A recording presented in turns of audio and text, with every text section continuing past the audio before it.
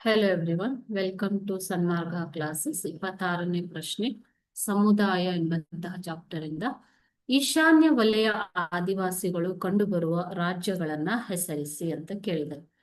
ಈಶಾನ್ಯ ವಲಯದ ಆದಿವಾಸಿಗಳು ಕಂಡುಬರುವ ರಾಜ್ಯಗಳು ನಾಗಾಲ್ಯಾಂಡ್, ಮೇಘಾಲಯ, ಅರುಣಾಚಲ ಪ್ರದೇಶ, ಅಸ್ಸಾಂ, ತ್ರಿಪುರ ಮತ್ತು ಮಣಿಪುರ. ಓಕೆ, ನೀವು ಇಲ್ಲಿ ನೋಡ್ಬೋದು ಈ ಎಲ್ಲ ಪ್ರದೇಶಗಳು. ಇವರು ಈಶಾನ್ಯ ವಲಯದಲ್ಲಿ ಕಂಡುಬರುವ ಆದಿವಾಸಿ ಜನಾಂಗ.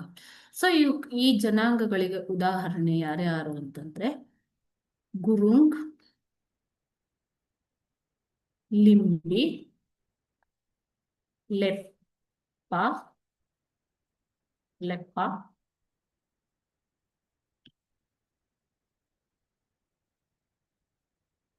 ಆಕಾ, ಮಿಶಿ, ಗಾರೋ, ಖಾಸಿ ಇತ್ಯಾದಿ ಇತ್ಯಾದಿ ಅನೇಕ ಪ್ರವರ್ಗಗಳು ಇದಾವೆ ಮಕ್ಕಳು. ಓಕೆನಾ? ಇವರು ಚೈನಾ ಟಿಬೆಟ್ ಭಾಷಾ ಪ್ರವರ್ಗಕ್ಕೆ ಸೇರಿದಂತಹ ಆದಿವಾಸಿ ಸಮುದಾಯಗಳಾಗಿವೆ. ಓಕೆ,